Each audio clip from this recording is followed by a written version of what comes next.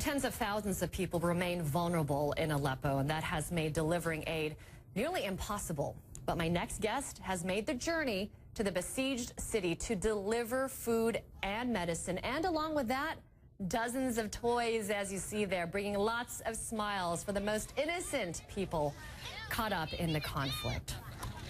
Rami Adham joining me now to talk about his efforts inside Syria. We really appreciate you joining us here on CNN today. Thank you.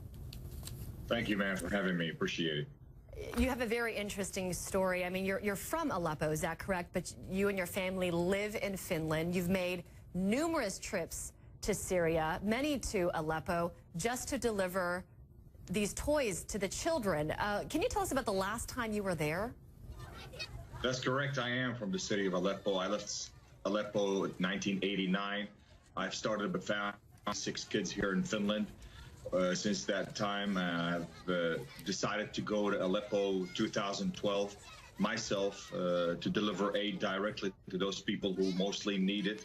As a father of 6, of course, I couldn't go there without taking some gifts to the kids in there in the very tough areas, is war zones basically inside Syria. So I thought toys would be the best thing that I could make these kids happy, along, of course, with the aid that I have managed to get inside and buy it and, of course, distribute it to the people, whether it is food, medicine, blankets, mattresses, whatever I could get my hands on, whatever the people there on the ground needed. And, of course, we've managed over the past 3 years to build 4 schools offering proper education for the kids inside Syria, for over almost 3,000 students. It's incredible. So you're one person. Yeah, you're one person, and it sounds like you're moving mountains in this war zone.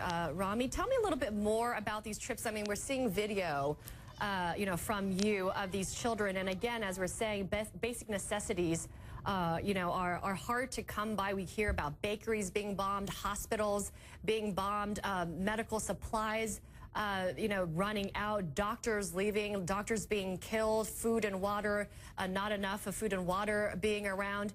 And then you have toys, these stuffed animals that you bring to them. I mean, tell us how important it is for these children to feel a little bit of normalcy and how they react when they see this. That is correct, everything you just said about Aleppo, Syria, especially right now, the eastern part of Aleppo that has been living now 2 months almost in a brutal siege, which allows people inside, over 300,000 people suffering very, very, very greatly due to that siege.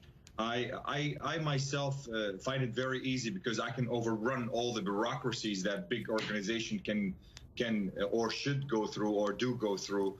I do not follow any procedures. I just go there as one man, have nothing to risk except just me, and I try my best to deliver the aid that people has donated to us personally to the people who need it the most. So there is no third party. That is why our work has become such a huge and very short time inside Syria.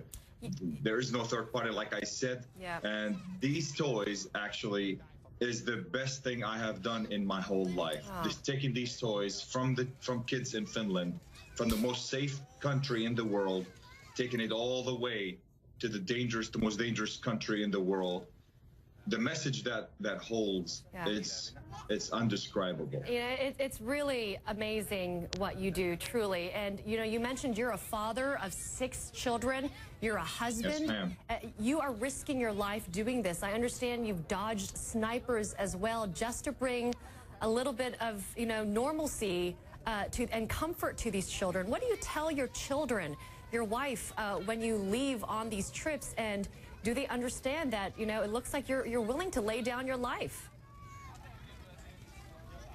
As long as there are people inside Syria so resilient to live, I will do everything I can to take the aid that I have managed to collect here in Finland to them directly. And it's not enough to deliver the aid. I want to meet them.